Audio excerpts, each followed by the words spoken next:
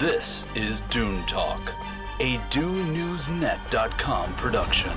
Join us now for the latest Dune news, reactions, and lively discussions.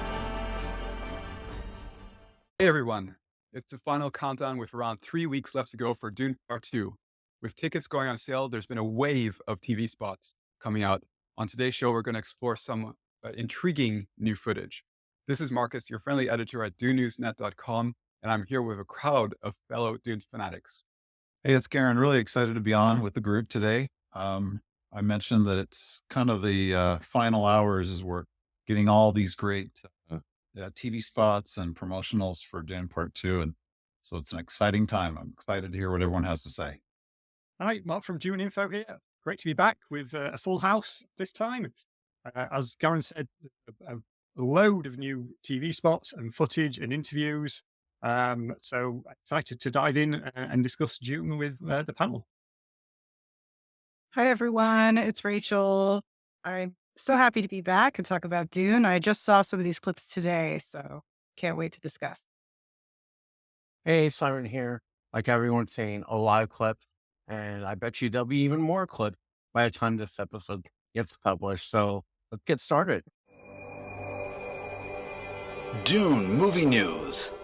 Before diving into our main topic for today, an important reminder. Dune Part 1 is back in theaters this week. And as we covered in our recent shows, this includes an amazing 10-minute sneak peek at Dune Part 2, including one full scene from the movie. In the US, there was initially that one-night-only event on January 24th, and that was only at select locations. But following the huge demand for that, sold out in many locations within a few hours, this has been extended, and the Dune reissue will be available for around a week, starting Friday, February 9. There will also be re-releases internationally, starting from February 7th up to February 9th. Check out the article on DUNENewsNet.com for more details and a list of questions. Garin and Rachel, are you planning to catch one of these showings? Rachel, I don't know about you, but I absolutely am. I need to see Dune for the 29th time. Yeah. And honestly, I'm such a fan of the IMAX experience and the sound. I'm totally into the sound that I'm absolutely going to go see it. And I have to see the introduction and the additional footage for Part 2. Absolutely. I only got to see it at IMAX 5 times, so I definitely need to go back. And I'm definitely looking forward to that extra scene. We got a good one in the first time, so I expect that I actually don't know what scene it is. Have they announced it? Did people say what it was? So the one that we saw, and we covered this on one of the previous episodes, is the full sandworm ride scene where Paul rides okay. sandworm. So it's a really great scene to see in IMAX. Great. Yeah, I didn't get to do the fan event, so I'm gonna definitely check it out. Nice. You know, Mark, I followed you. I was like, Mark probably got to see that scene early, but for once, we get something earlier than Yeah, you guys. We're in the UK. I've got to wait till Friday to see it. That's when it comes out on the 9th over here in the UK. And Mark, have you heard of it? If it's one night only, or if it's going to be for a longer time? It's Friday, Saturday, Sunday in the UK, I believe. Nice. So let's dive into all of those juicy Dune Part 2 reveals from this past week. Ever since their castings were announced, there's been a lot of excitement for the characters of Feyd-Rautha, played by Austin Butler, and Princess Irulan, played by Florence Pugh. Although they're making their first appearance in the second movie, these are pivotal characters. Both are set to inherit great power in the Imperium. Irulan as the eldest daughter of Emperor Shaddam Krina IV, and Feyd being the heir apparent of Baron Harkonnen. They're the future of the great houses. Villeneuve has kept a lot of mystery by keeping these characters back for Dune Part 2, but these latest TV spots offer a lot of insights into what we can expect. Let's start off with Feyd. Looks like Austin Butler went through an impressive transformation to become this evil beast, as Zendaya described him. This isn't that kind, soft-spoken person we see in interviews or even Elvis. This is something that looks or sounds completely different. Simon, now that we've seen a lot more footage and have heard his voice for the first time, what's your impression of Austin Butler's version of Feyd? Well, if you remember when he first got cast, I was like, Austin who? And I would call him Austin Butler, like a butler or butter, because I didn't know his name. But after watching Elvis, I was like, okay, Now that we see clips of him, I'm like, he is the psychopath Mick Jagger that Denis is saying. The only thing that I have a little problem with is the voice. I still kind of hear his normal voice and a little bit of Elvis. That could just be me, because as soon as I saw Elvis, I went down the rabbit hole and started watching like hours of interviews. And then when he got cast, I was like, I'm going to watch even more hours of interviews. What's interesting, I forgot what talk show he was on. It could have been maybe the Jimmy Kimmel show, but he didn't shave his head. That's a ball cap. I thought he went full on, like, shaved his head and all that. And the scenes that we see with him are very much, the fight between him and Paul. Spoiler, but if you've seen any of the TV spots by now, you know that's happening, or any of the promotional material. And that scene, like, oh my God, how fast they are. And it could be just the way they're editing it for TV, but still, give me Faye. Give me a lot of Faye, not just the arena. Like, I want to see interactions with him and the Baron. I want to see interactions just overall. I know that's Garen's boy, Feyd-Rautha, so I'm curious to know what Garin thinks of him. So I'm becoming a real Austin Butler fan. I loved him in Elvis. I've said that a number of times. I'm also really enjoying him in his role in Masters of the Air, World War II Air Force series going on right now. And so I'm really impressed with him. I really feel like the energy around him is really good. I feel like he's diverse in his depictions of these characters. I always envisioned Feyd as even more psychotic, even than Sting depicted him in the Lynch's Dune. So I'm hoping I'm not going to have sort of a gap between this just insane psychopath that I had in my mind reading the book and how Austin Butler is going to depict him.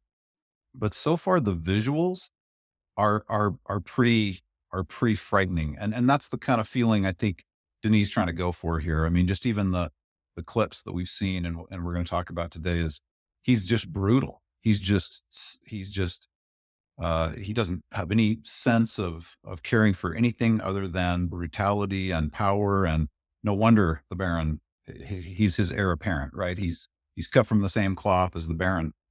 But it'll be interesting to me to see what degree, like you were saying, Simon, what degree does Austin Butler have that character go to? Not just in the physical actions and the fighting, but in his other interactions with Lady Fenring and some other characters. It'll be really interesting to see. I'm really looking forward to it. Yeah, just touching on Simon's point about the bald cap.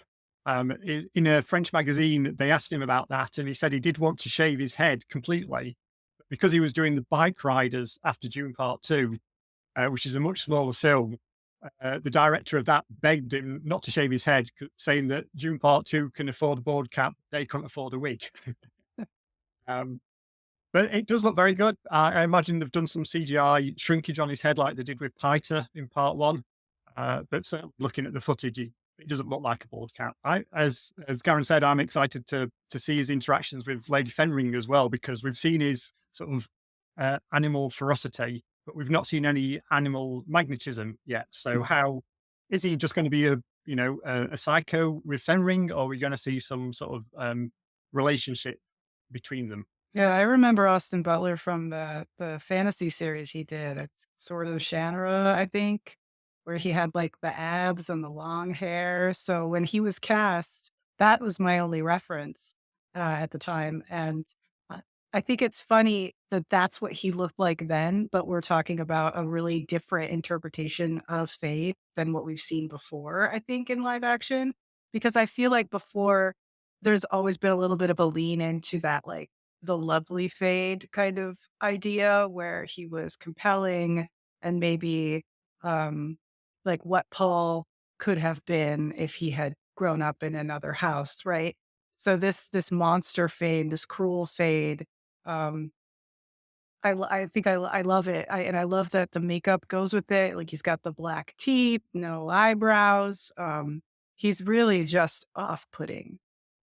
And I think that's really exciting because it's not the like sensual fade that, we've seen a lot of artistic interpretation of him as being like very highly charismatic. Yeah, sometimes there's criticism in films that, some of the characters are very similar. They've all got black, long hair or something. I don't think there's any problem or chance of anyone confusing Paul and Feyd in this movie. You pit them against each other visually. Even their way that they are delivering their lines is different. Like Timothy has that like deep, strong kind of delivery style, and it seems like Austin has gone for a more like a softer, scarier kind of delivery. Apparently, he said in a recent interview that he's copied the voice of Stellan Skarsgård for the Baron. Oh, So Interesting. he said that he's assumed that he's grown up with the Baron, so he's going to be speaking like his uncle. Effectively. I like the different voices, like you were saying about Timothy and how Austin's portraying his voice. And that soft, like, as we saw in the Jimmy Kimmel line. First of all, I was surprised that he said, "May my knife shatter," but just it's it's kind of creepy, but yet kind of soft. So it's kind of like the balance between his personality and like what you expect. Because they could have easily have him like be like, "May my knife shatter," like this tonal crazy voice. But it's kind of like, no, it's a good balance. I'm interested in seeing it, and I know we haven't talked about this in a while, but I feel like they're really hiding Lady Fingering now in any of the spots. Like yeah. we saw her in a couple trailers, and I was like, nope, that's it. And now it's like you don't even see her or anything. I'm so And hungry for Margot content. I need it. I need Margot so badly. and Please. I don't get I don't get Count Fenring, so give me Lady Fenring. I need it. yeah, seriously, like we'll talk more about this probably in like when we talk more about TV stuff. I mean, movie stuff than TV stuff. But I don't think we're getting the count at all. No, It I don't doesn't think so look like either. it. Mm-mm. Not in any They sort of merged. significant role. I mean, there was rumors that that there was going to be a cameo from and I've forgotten his name now. Guy from Oh Brother Where Art Thou? And Tim Blake Nelson. Thank you. Yes. Yeah. So we know he's in it. We know he's got a cameo. Is he just going to be Guild Steerman number 2 on the left or something, or is he going to be Fenring, the Cap Fenring?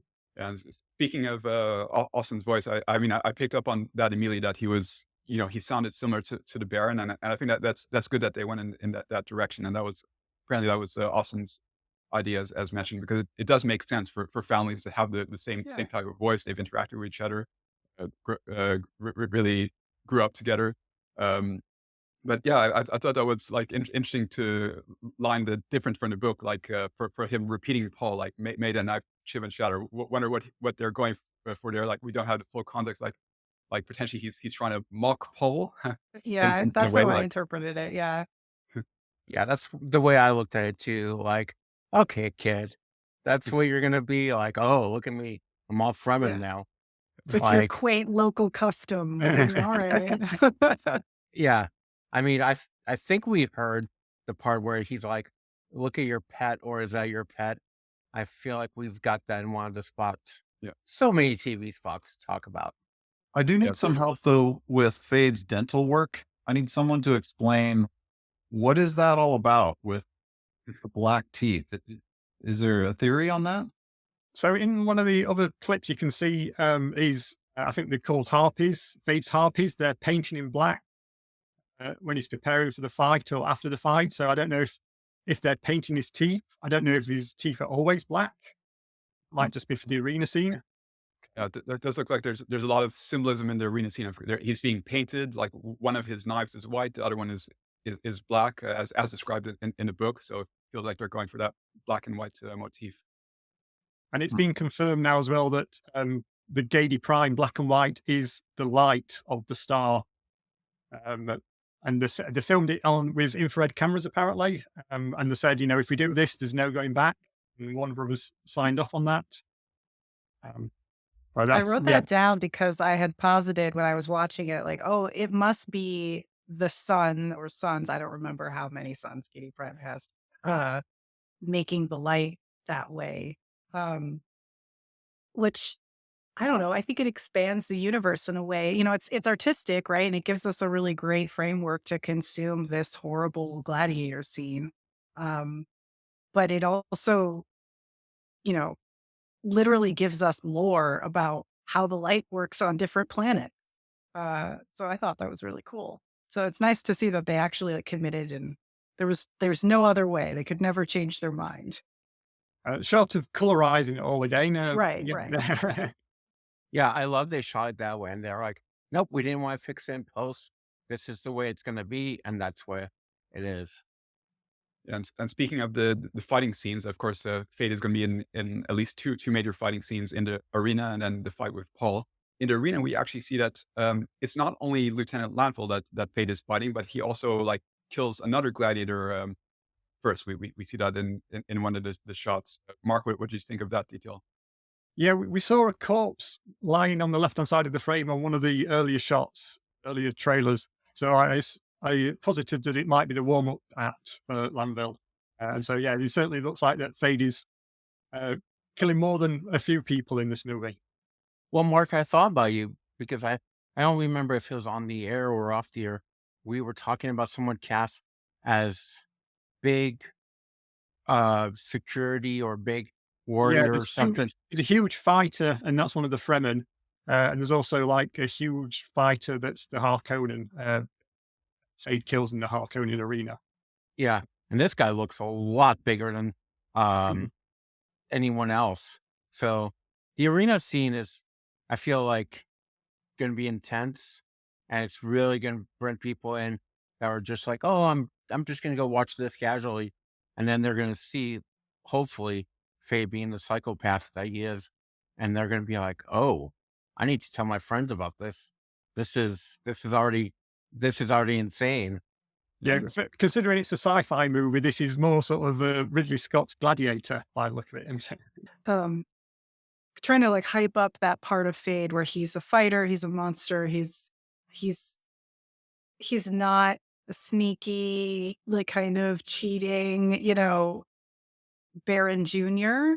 It's like he's the monster under the bed. Like when in the last, film when Gurney says, "You don't know these people, I've seen them." It seems like, oh, maybe he was talking about Feyd. Maybe it wasn't, Raban this whole time.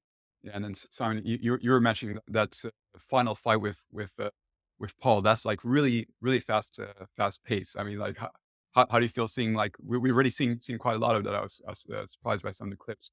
How do you feel that that's going to compare to some of the earlier portrayals we've seen of that knife fight? I feel like, so since I saw the first movie again recently in IMAX, like the Gurney training fight scene with him, also the fight with Jameis, I feel like all that is setting it up for it. And I honestly think what we've seen on TV, and especially like the clip on Kimball, I feel like it was edited for TV, but I feel like that fight scene is going to be short but sweet, if that makes sense. I feel like it's going to be insane, and we're all going to want to see it and like freeze frame it and being like, so he grabbed the knife at this point and they're like fighting with each other.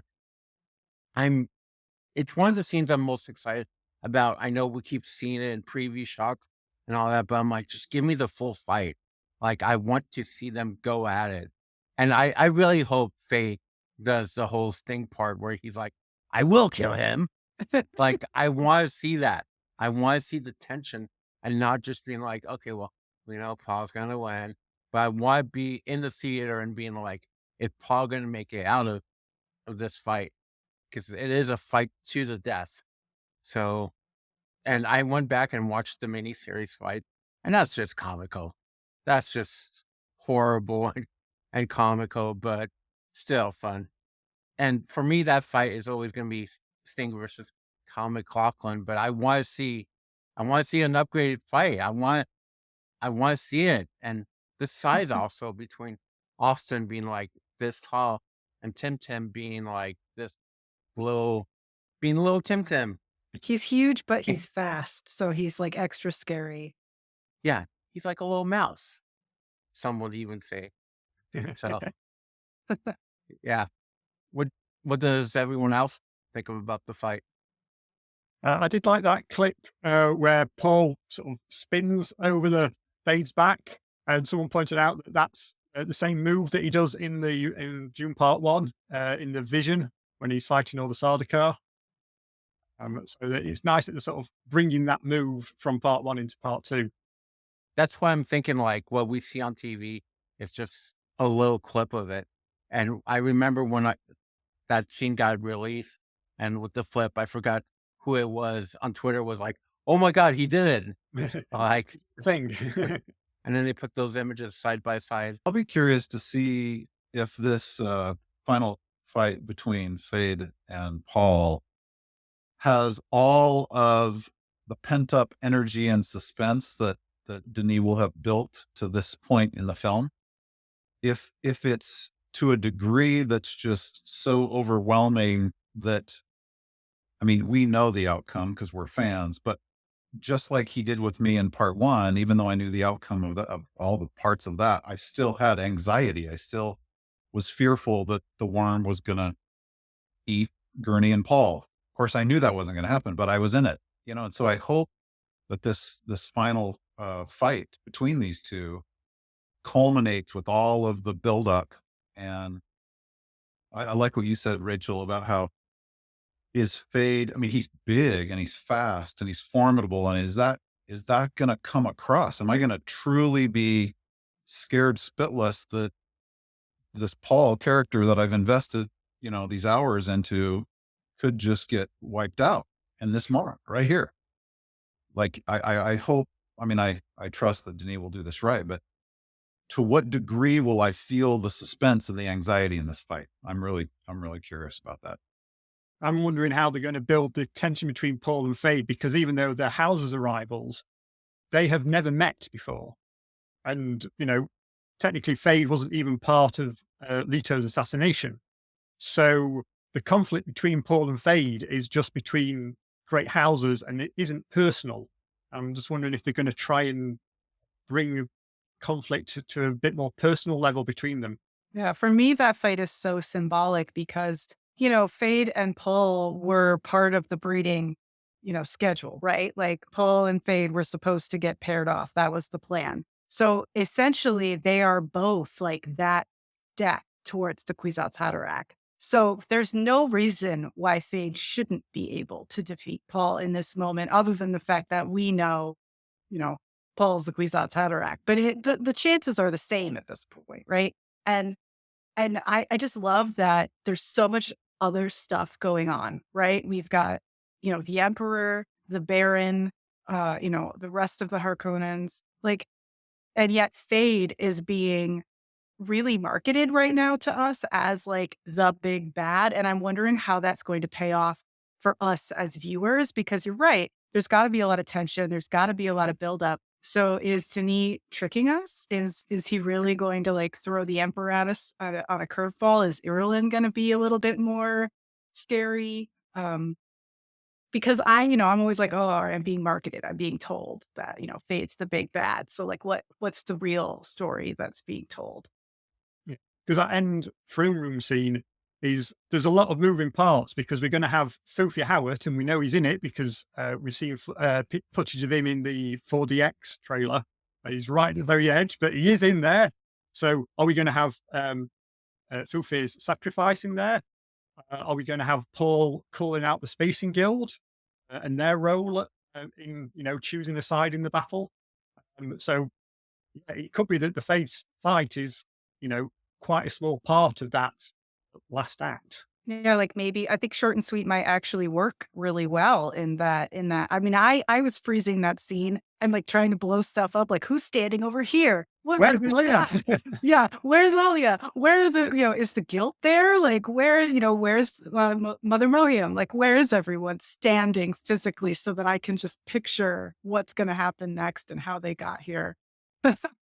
I've come to the conclusion the past couple of days, there's a lot of trailer trickery in that scene. It's very much like, I forgot which Thor movie it was, where we saw him, just like a quick shot, Thor. And then when we saw the actual movie, he had the eye patch and all that. So I feel like it's a lot of trailer trickery, especially in the background.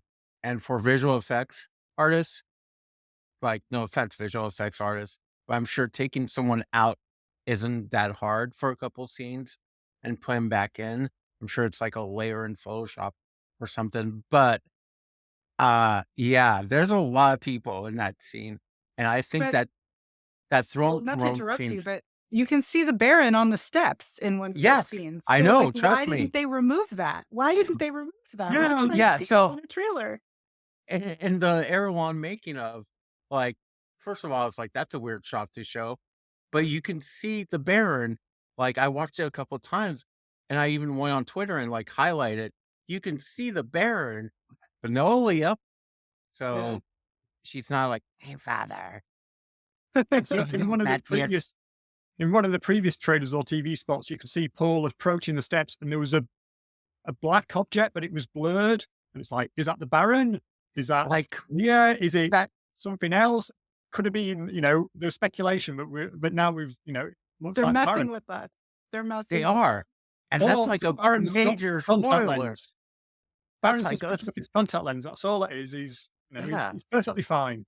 He left like a turkey, like fell on the floor or something, Right. but he's grabbing something to eat. But that's like a major spoiler. Like when I saw that, and when you look at that scene even closer, you can see Faye and Aaliyah, and I forgot who it was, like one of the Not Reverend Aaliyah, right? Mothers. I'm sorry? Not Aaliyah. Sorry. I You're always have Aaliyah on the brain. It's Erewhon, but it's like, and one of the Reverend Mothers, it's a major, like, if you know, you know scene. And I was like, wow, you guys are just going to be like, okay, we don't care. We're just going to let this go. But I guess the thing is, if you know, you know, and so we can analyze this frame by frame, and we go, "Oh, that's the Baron." But for most people watching it on, an advert in the Super Bowl or something like that, it'll fly by, and they won't register. Oh, that's the Baron. Oh, well, he is obviously going to die on those steps. Yeah, and we've heard from I think it was one of the extras who had filmed that in that scene, like very minor role. I don't know if it's even listed on IMDb or not, but basically she was talking about like how they were filming in Budapest for I think for 2 months or something like that scene. So there's also going to be a lot of dimension there. We're really excited to see it. And then yeah, of course, a lot to be excited for Feyd, lovely Feyd on the big screen. And we've seen and heard a lot more from the princess. In these videos, Irulan comes across as ambitious and politically savvy, and she's confidently advising her father, the emperor. So, Rachel, like all of us here know the books well. How do you feel about the portrayal of Irulan in this movie and potentially compared to the book? I think it's really exciting that we get to see her, right? She's not just a pawn standing in the background, and she's not just a couple epigraphs in the book. She's real, and she is formidable, and she's advising her father. So I really enjoy that she's been placed so far forward in the story. And I know that, Denis has said that he is really pushing to put a lot of these female characters forward. We know that Jessica's role has been expanded. And we know that, Chani, her viewpoint was really important in part one. So yeah, I'm looking forward to seeing Florence kind of like stretch her muscles, her acting muscles, in those scenes with Christopher Walken, which is awesome. And also the costuming is just so great. It's so good. I'm super excited about this too, Rachel. I I thought that there was a chance Denis might elevate Princess Irulan's role in his adaptation. Um, she plays such an important part in the book because she's the historian, right? She's the one that introduces us at the beginning of each chapter, and so to make her a character that is actually having a lot of influence on the story. And I love the clip that they showed us with the emperor. And by the way, I just love how we have this contrasting shot with the emperor and Irulan, and it's so quiet, and you can hear like birds in the background, and the emperor like sips his tea, and you can hear it going down his throat. And it's just this really like quiet, serene moment. But behind all of this is this incredible fascist power, right? This guy who's evil to the core. And I love how Irulan is telling him, no, you don't get it. you, you're going to underestimate this prophet if you don't be careful, father, you know? And I just love that. I love that she's been, at least in this shot, and I hope throughout the film, elevated into a really important character, because she is, but to show that and depict that on screen, because we're not reading the introductions to the chapters by watching the film. That's not the experience. We're watching her in action, speaking to her father, speaking to others. And I agree with Rachel. I think the costuming is just magnificent. I love the chainmail stuff, and I just think that's so amazing. Well, it's so symbolic of her character too, right? Because we're looking at, a woman who has been placed in a very specific position for a very specific purpose. And like you said, she's been elevated and she has action now, right? We're very used to having strong women in these kinds of positions that we've seen before with like Jessica, where they're supportive, right? They're a supporting role. They're where feelings get put. They validate, the emotions in a scene. But she's giving tactical advice, which is incredible, fantastic, love it. But her costuming echoes that, right? It's all very armory. She is a tactician. So we can't underestimate her. And that's really exciting for me. The original Dune, she basically appears at the end, apart from the epigraphs. She appears at the end and Yeah. the last few pages. And Rachel, we discussed on the Princess of Dune episode how in that book, she is underappreciated and undervalued by her father.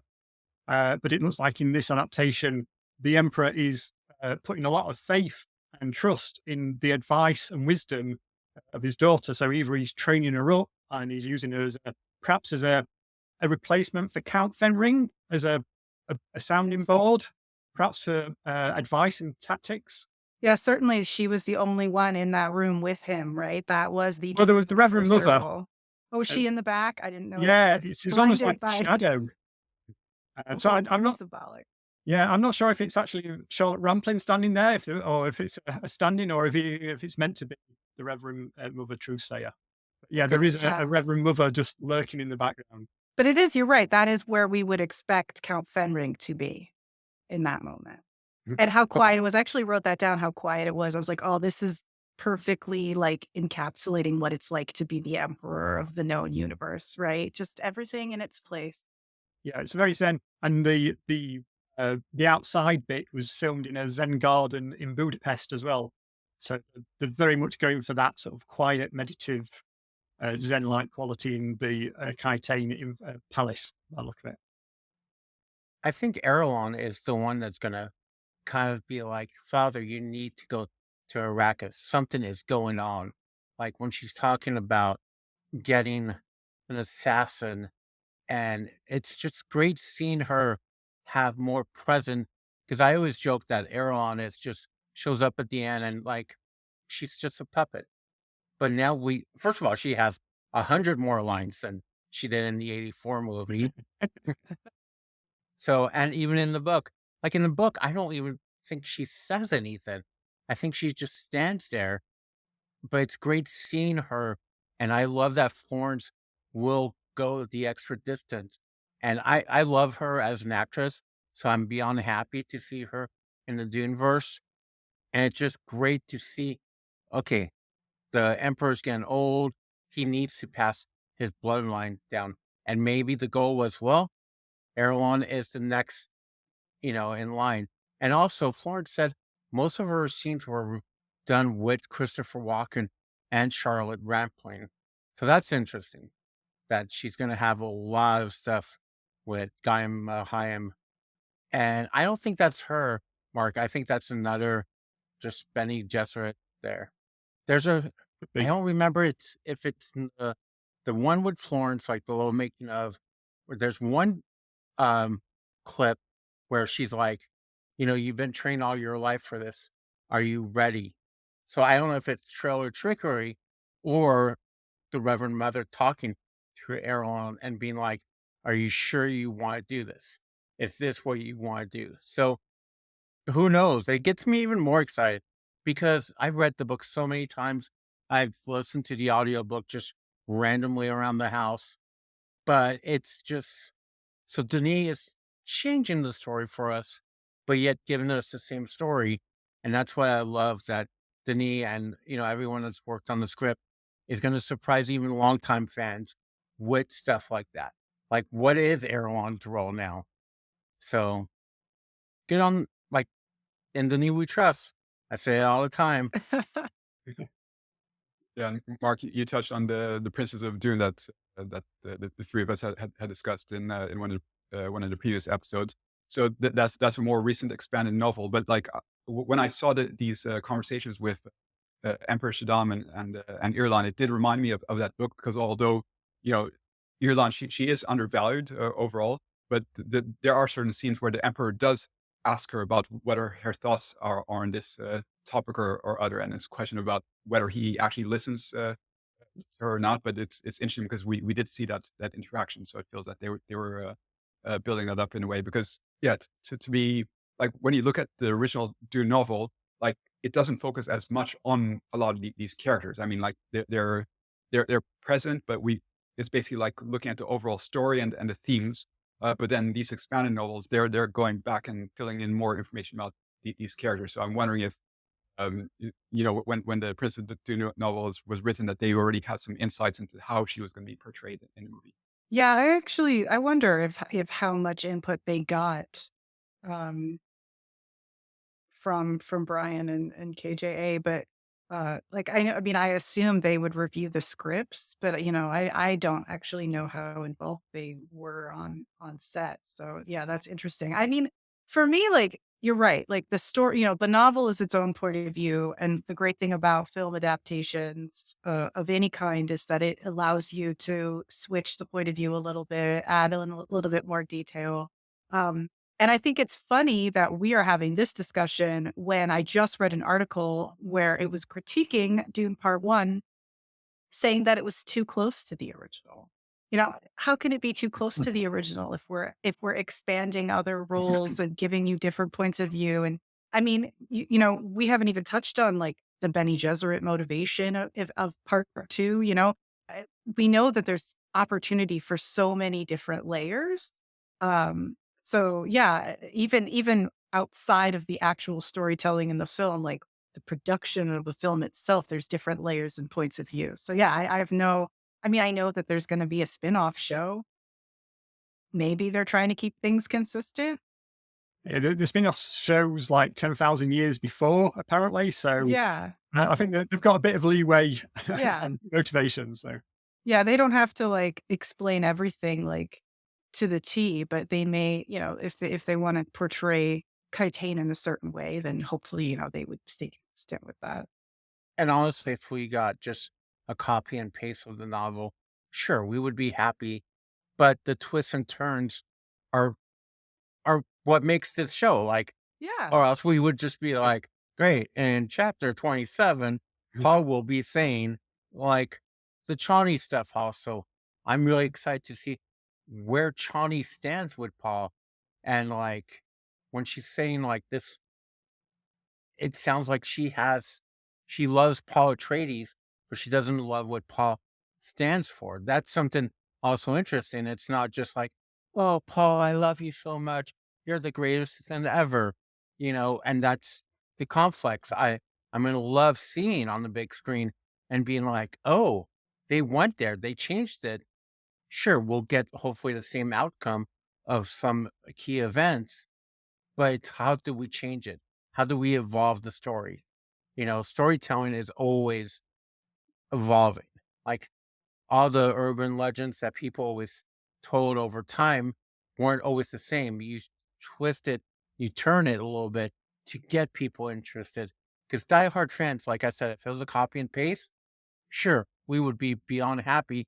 But after a while, we would be like, cool, I read Yeah. this a million times before. What makes this different? And I love that the whole entire scene with Christopher Walken with Irulan, we're just like, where is this going? Like, show me more of that scene. Also, I'm happy that Christopher Walken got a chance to say Salikas.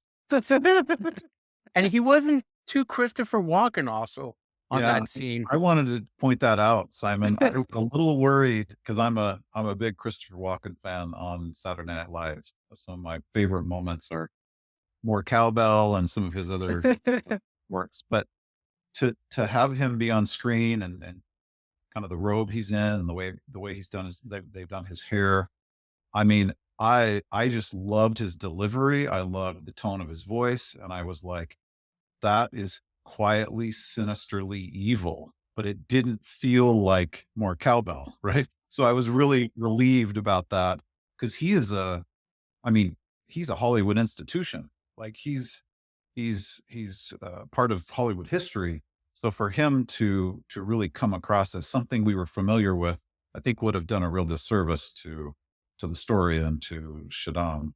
But I really liked that delivery and just the feeling around him and his interaction with Irulan. So I shouldn't be surprised by that, right? He's an incredible actor. He's been around long enough to know exactly how to play a character appropriately and really nail it. But sometimes those experiences and the legends that we have in our minds of some of these actors kind of carries over and can shadow, the character they're playing. But I didn't feel any of that with this, and I was glad. It's funny that you mentioned the Saturday Night Live thing, because something that me and my wife love was when he introduced the Foo Fighters several years ago, when he was like, Yeah, I've seen that. ladies and gentlemen, the Foo Fighters. And that's like, I've said this since he's been cast. I've been afraid that he's going to be Paul Atreides. Like, who is this Muad'Dib? So, but seeing calm down Christopher Walken, like it's Deer Hunter Christopher Walken, where he's Yeah. more calm. He's like, maybe they give him some drugs. Like, here, take some pills to relax, Chris. And also, one last thing I love in the Jimmy Kimmel interview when they were talking about him, and Florence was like, he kept asking people what their favorite donuts was. Like, it's such a weird Christopher Walken thing. Like, I want a making of just talking about Christopher Walken. And Austin casually dropped a very good Oh, it Christopher was Walken dead on. impression. Should I do it? And he goes, you got to do it. He goes, I said, just read the cue cards. Yeah. Just being like, I'm a good actor. Just Yeah, and I was just going to say for part one, we had a cover of Pink Floyd's Eclipse for the trailer. So you weren't wanting a cover of Blue Oyster Cult's Don't Fear the Reaper for Dune Part 2. And then we were a bit more cowbell. I just added in. Classic. Yeah, and the Emperor, he may be past his prime, but as we were saying, he's definitely quite a menacing presence still on the screen. What do you guys think about the delivery of the line, "Your father was a weak man. He believed in the rules of the heart, but the heart is not meant to rule." That was an interesting line as well. I think it Yeah. says a lot about the Emperor himself. Like we've got a guy who's got all the power in the world and he's even the casting, as we just discussed, is a little bit of a subversion of expectations, right? Because we associate him now with more comedic roles. But he's delivering something sinister, but he does also seem like a man past his prime. So when he says that, it's almost like, that's how he sees the world. And he's very used to what he says being the truth, or at least made the truth because of the power that he has. So with Duke Leto, it's always, Duke Leto, the noble, the just. And so even though he's got his propaganda corps and stuff, he's always held up as this, the honorable way of leadership. And, all his, all the citizens love and admire him because of his fair rule. And we certainly get the sense that the Padishah Emperor is a complete opposite of that. He's controlled by force, an iron glove. It sets up the relationship and the opposites between House Atreides and House Carino, I think. that line threw me off because I don't remember that line in the book. Does anyone else remember that line? Mm-mm. No. You know, to play off of what you both were saying a minute ago, this really does reveal a lot about Shaddam, because remember, the whole reason for uh, moving the Atreides to Arrakis is because the Duke is a threat to the Emperor. So it's interesting that what Shaddam is saying, he's criticizing and even just diminishing Duke Leto's who he is as a person, because he was a honored, loved ruler. But that's the very thing that the Emperor was afraid of, because on some level the Emperor knows this Duke is a threat to my power as the Emperor. So I've got to eliminate him. So I'm going to do it in a veiled way that doesn't turn the whole the whole universe against me. And so it really is a reflection of the Emperor by saying that comment and demeaning something that is a characteristic of Duke Leto that is revered and that we love about him, and that his subjects loved about him. So it'll be interesting to see what other things the Emperor says that is a flat out criticism, but actually reveals what he's afraid of and what he has to be fighting against. And I'm sure it's gonna come out in the comments about Paul, like some ridiculous, prophet, just amongst these people that they're backward, and the Fremen, they aren't evolved, or whatever his angle would be with them.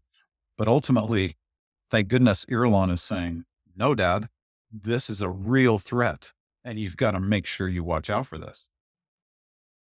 Well, yeah, and assuming that Paul is just like his father, and that Paul lived through what Shaddam did to his father and learned nothing, and would just treat, then you can say, oh, well, you will do the honorable thing. I'm going to bet that you will do the honorable thing, because that's what your house stands for, and that's what your father did, and that's how I brought you down.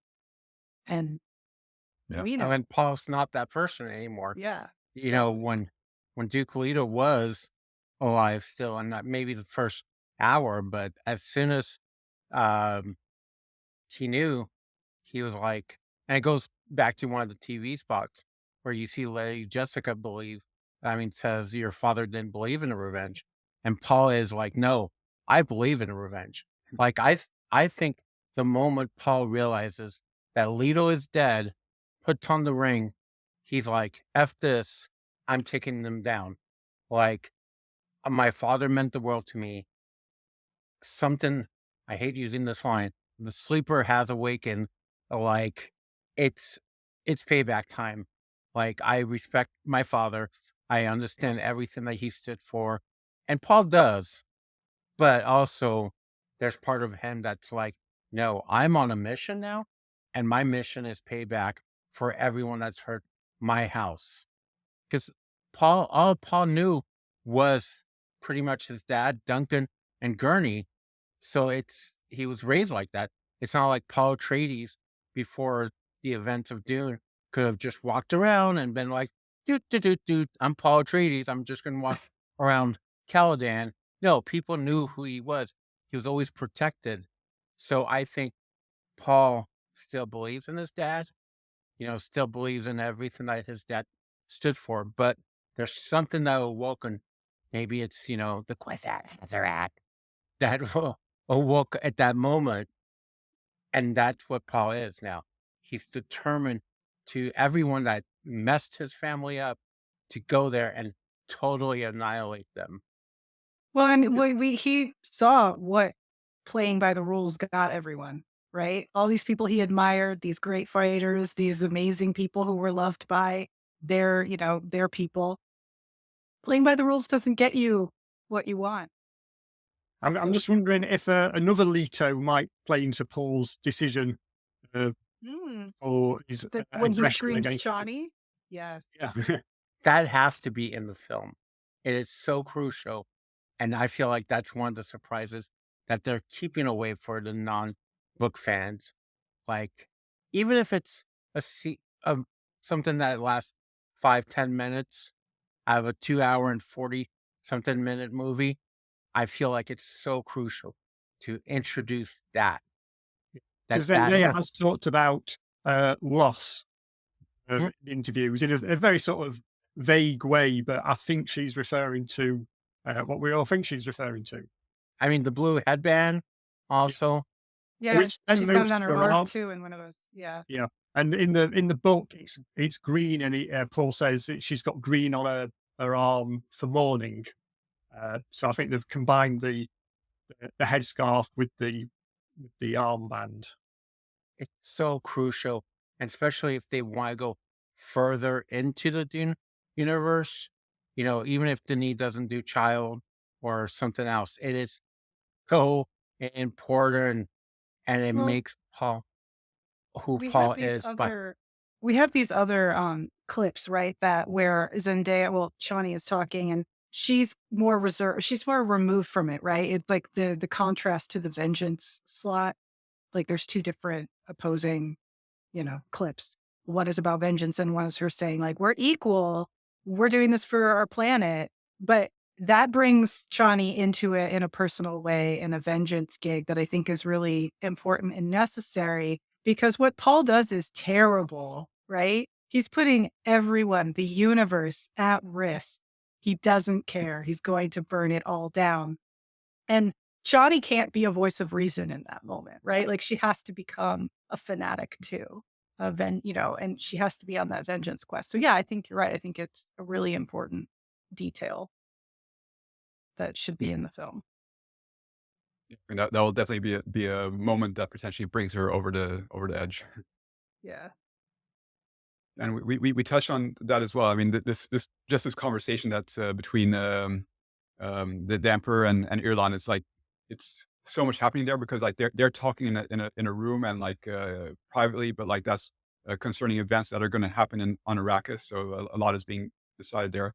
But we mentioned earlier that Count Fenring, he doesn't seem to be figuring in this movie at all. So whether he's going to be a cameo or he's just going to be written out of the story completely, because there's been the reactions, of course, in the community. People were saying, "Oh well, that should be Count Fenring who's advising the Emperor, right? They grew up together, and Count Fenring was one who actually advised the Emperor and got him to in that position.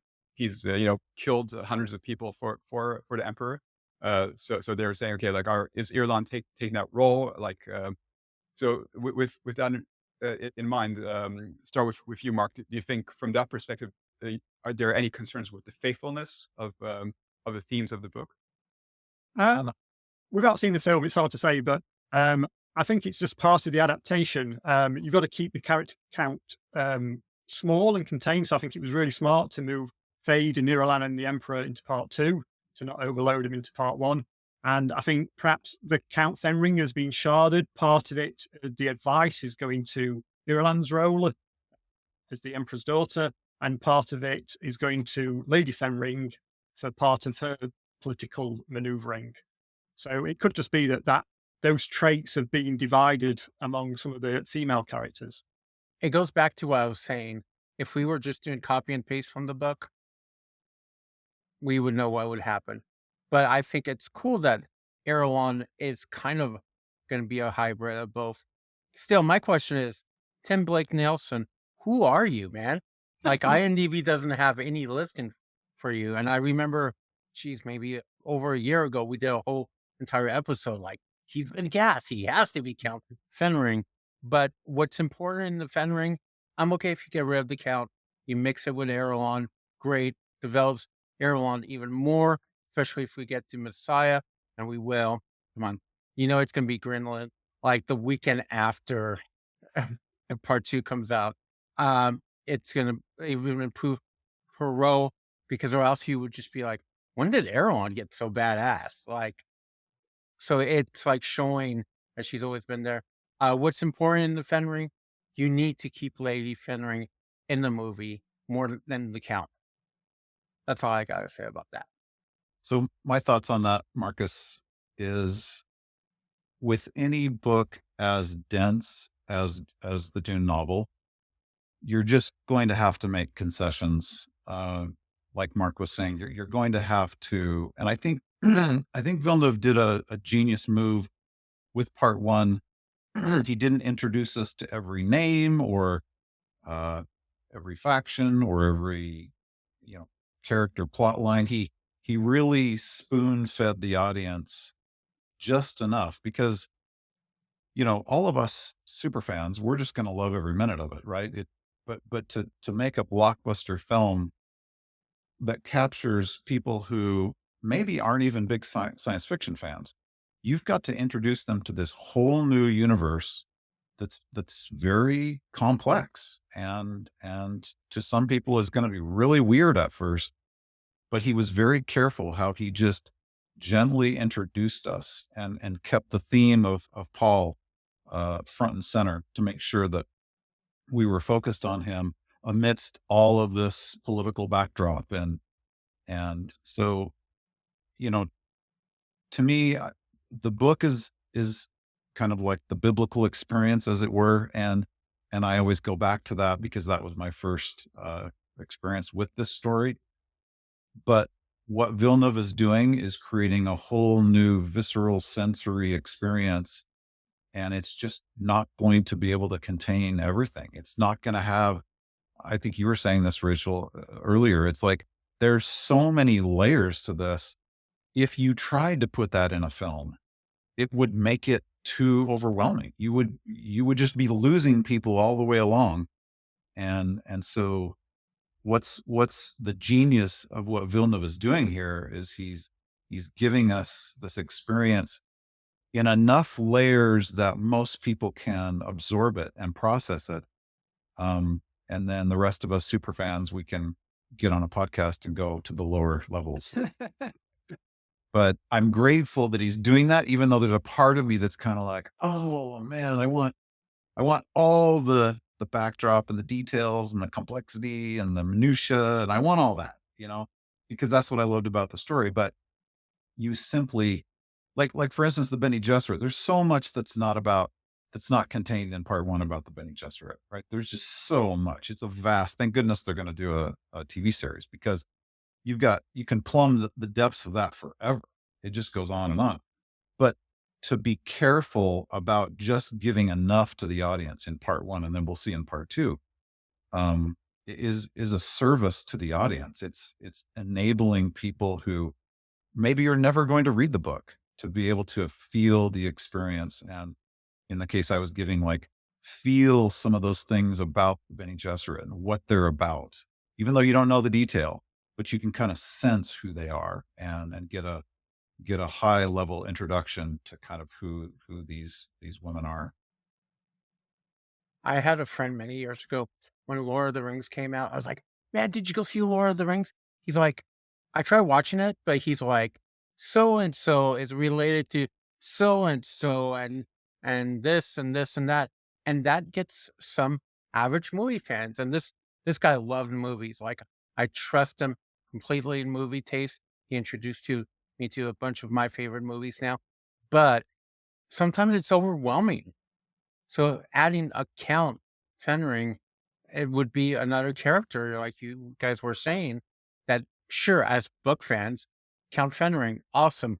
Good to see you, buddy.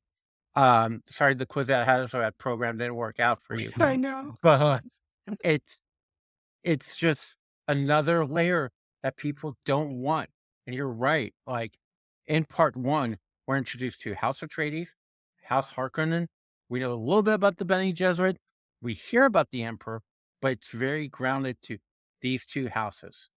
They could have said House could, at one point they could have mentioned other stuff, but they kept it very grounded. These are our two main houses. These are our two main characters, if you want to say. And Denis was really smart on that. Because even like, as much as we would love to see the spacing go and the navigators, once again, that might have been too much for the average person being Too like, weird. hey, Just I weird. give me the Dune weirdness. I want it. But also, I'm afraid it's gonna, like, people that are gonna go see it opening weekend that are just fans of movies, are going to be like, hey, man, who are these like weird fish people? I don't know about this. It's kind of weird. And some people might be like, oh, sign me up. And some people might be like, I'm good. I'm good. I don't need to go back and see that. But But it's, that's what I tell myself because, like, I'm a Hazimir super fan. I love Fenring. Like, him not being in it hurts me deeply in my soul. But you're right. His character is about a really specific thing that hasn't even been introduced to us yet, right? We don't have that level from the Bene Gesserit. And if we're going to sacrifice the character to expand on these other more necessary female characters, then he should be the one sacrificed, right? Like, and I'm fine with that.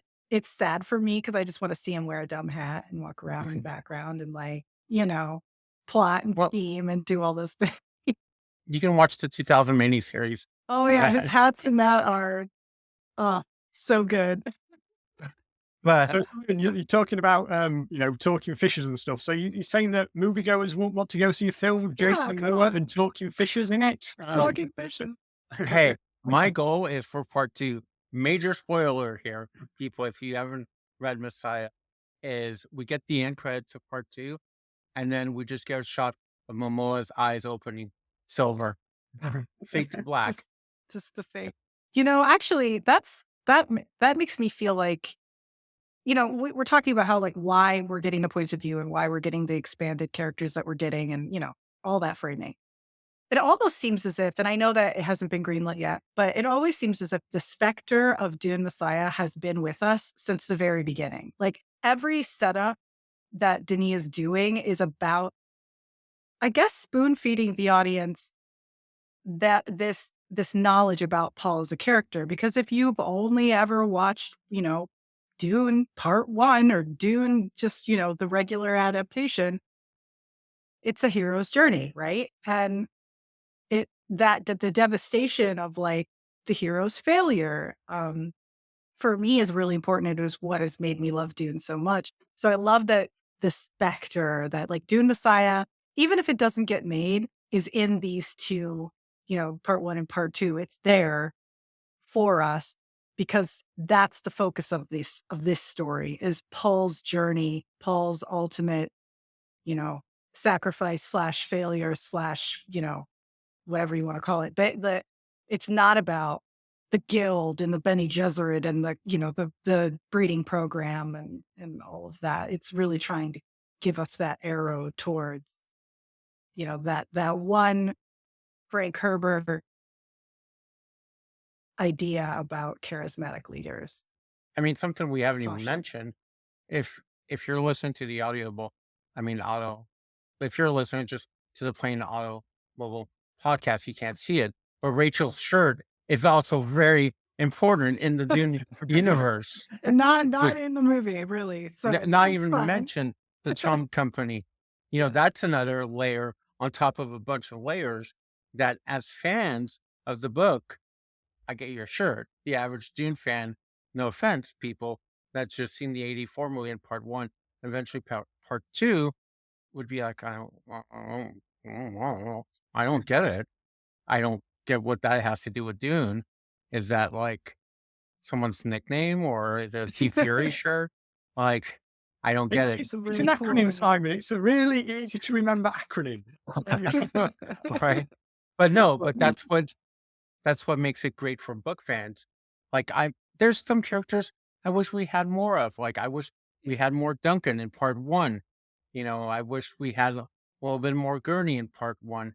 Also, I would have loved to have drunk Duncan, and I know that was shot, but Drunk maybe Duncan. eventually.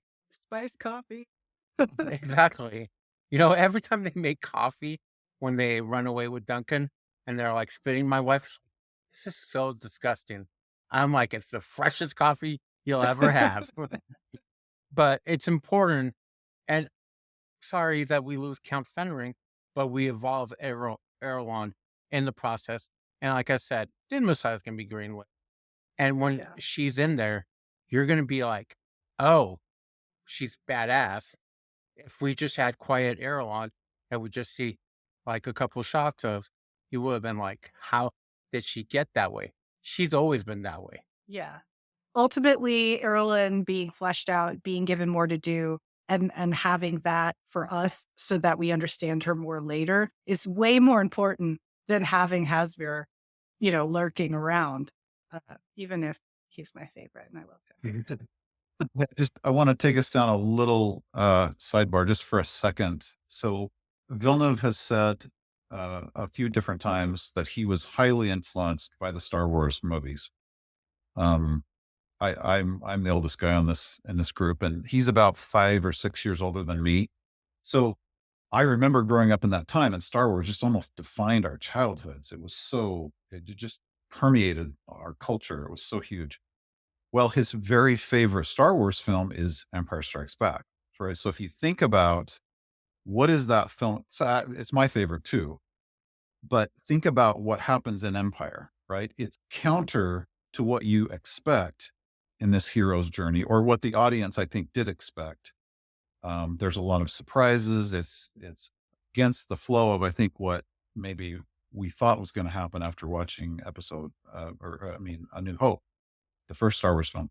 So if that's what he loves so much, and that was highly influential on him, I'm with Simon on this. I just don't see a scenario where we won't have Messiah, because I think it's really important to Denis that this arc is completed so that the audience truly understands. Like Rachel was saying, Frank Herbert had a really important message for the world here. And so far, they don't know what it is, because they're just seeing, part one. They're going to see Vengeance! Yay! But I Destruction. I agree with you, Rachel. I think there are all these little Easter eggs along the way in part one, at least, and I believe it's going to happen in part two, that is going to really point to what happens in Messiah. And it's a really important evolution of this character. And that contains the message of these books, at least the first three anyway. So, or the first two anyway. So, I'm grateful that Villeneuve is putting those in there. I wondered if he was going to omit those just to keep the hero's journey arc going, but that would run against what Frank Herbert was trying to say. And I'm glad he's honoring that and capturing that really important message of beware of leaders, beware of all powerful personalities. And I just think it's a really exciting thing to see him weave that into this story that we're following in a very exciting visual way. I was just going to say that, like, Christopher Walken's interpretation so far that we've seen of the Emperor has been very even keeled, very soft spoken, even if he's a little bit sinister. And we can contrast that with Timothy's deliveries, where he sometimes snaps, sometimes yells, sometimes loses his temper. So that, I think, the echo of like these two kind of maybe problematic men orbiting each other, and that's it. Those are our two choices. Is there, right? It's there for us to see, even in the trailers. Something I didn't even think about right now is I can't wait to see Christopher Walken, Hollywood legend, like we said, beyond like Hall of Fame actor, and Timothy, who's becoming one of those actors. Sure, it started with Call Me by Your Name, but over time, just seeing him grow and becoming not just Paul Atreides for us, but being a solid actor, let's face it. So it'll be really interesting to see those scenes with those two actors, one quiet, and by that time, Paul will be, full on Muad'Dib mode and just yelling. And also, it's funny that this comes out in an election year. I just thought about this. I mean, Mark, I don't know when you guys are voting, but maybe, the home release of Dune will come out a little bit before November and more people will watch it. Maybe it was all planned. Plans within plans within plans, Simon. I'm telling you, it's a conspiracy by the government. Exactly. Wait a minute, you're saying June's political? Wow, mind blown. Well, it's like going off topic just for a second. When people are like, well, I looked at Star Wars prequels, they were too political. Star Wars has always been political. First time we see Leia, she's on a mission to deliver plans and all that. Anyway, She was on a diplomatic mission for Alderaan. right? Also, Nothing another political about little that. Easter egg is that one of Irulan's dresses looks very similar to one of Padme's dresses. I noticed that. The packing gown from Attack of the Clones, almost, very similar. So, Dune is obviously Star Wars DNA, but I like to see it get meta and come back around. Hey, I've said it a million times. One of my favorite Dune memes is you see a bunch of goth kids and it says Dune is Star Wars for goth kids. And it is. It is. Recovering goth kid right here. So, it works. Hey, the 2000s emo and goth, it was a sin. Still is. Coming back. Yeah, so just so much coming out of like a bunch of 30-second clips that were shown on TV and put up on YouTube. I'm sure we could expand on every little detail for longer time. But for now, we've covered a lot about Feyd and Irulan, and I think there's still some more we'll get into in future episodes. But before we end for today, if everybody can take one highlight in general that they found from all these clips, and what stood out to you most? So yeah, let's start with Simon and then go through from left to right. Thanks, Marcus. I was still thinking about my clip. I think it's just Austin / Faith's performance of delivering that made my knife shatter too. Like we said, it's kind of him mocking Paul and being even more cocky and arrogant and just seeing the fighting scene. But then I go back, I'm like, oh, the stuff with Erewhon, all of it's pretty amazing to me. But I think that line of Fate performing that line, just being like, dude, I got you. You're not going any. I'm taking you down, little Atreides boy. Yeah, so for me, I think the Irulan's line of, she's been training for this all her life, because, we're not quite sure what they're being referred to, but it's clearly, is it her future with Paul? Is it something else? Is it some political stuff? So there's a lot of ways that could go, but it carries a lot of weight in the trailers, I think. I think my favorite shot of all these is that we hear Feyd speaking words, and even though at first I thought it was kind of a Christian Bale Batman kind of a thing, I like now that I understand it's really mimicking the Baron. But I like that additional piece that fleshes out his character, because for so long we just saw these frightening images and then we heard nothing out of his mouth. So that was something that I was really pleased to see, and I like it. I like that there's some consistency. I think you said that, Marcus, that this would have been, the Barons would have been highly influential in Feyd's life. He would have even wanted to probably mimic his uncle in many ways. So I really like that.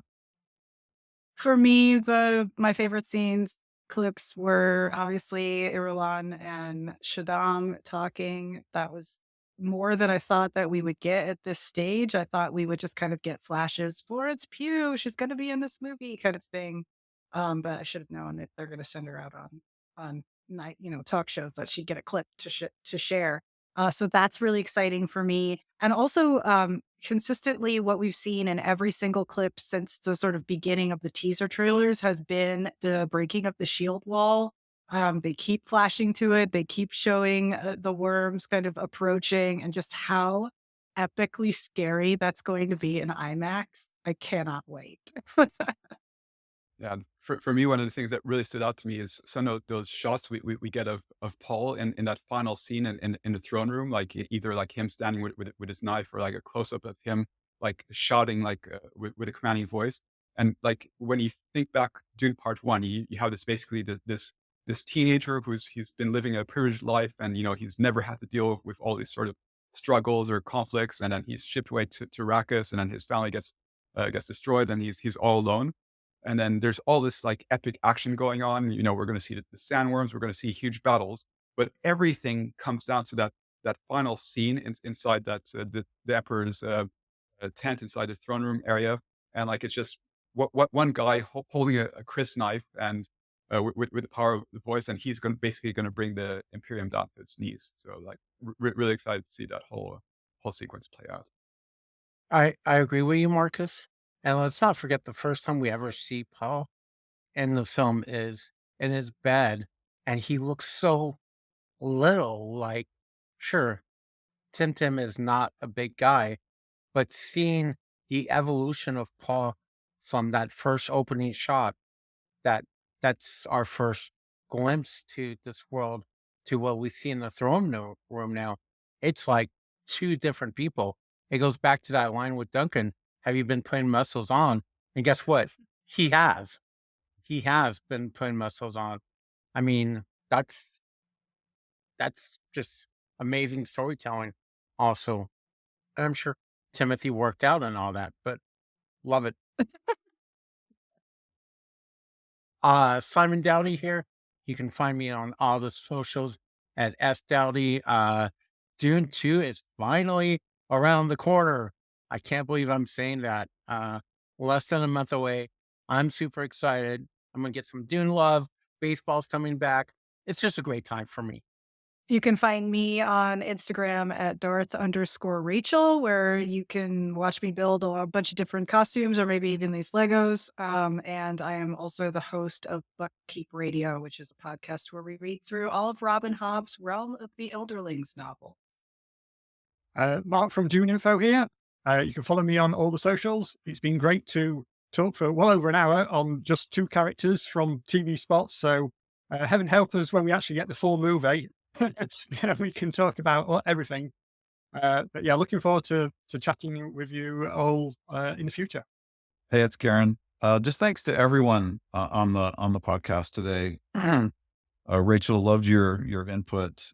Mark, you always have incredible insights, and Simon, so glad to be back with you. I just really enjoy how Marcus leads us down these avenues of exploration and opinions about this story that just seems to never end. So thanks to everyone. This was Marcus. You can find me at Marcus's Writing. And yeah, there's a lot more to come from Dune Newsnet in the coming weeks as we lead up to the movie. So stay tuned for more. Take care. We hope you've enjoyed Dune Talk. Remember to like, subscribe, and turn on notifications so you know when the next episode drops. Stay tuned to DuneNewsNet.com and add us to your social feeds. Be the first to hear breaking news and reviews.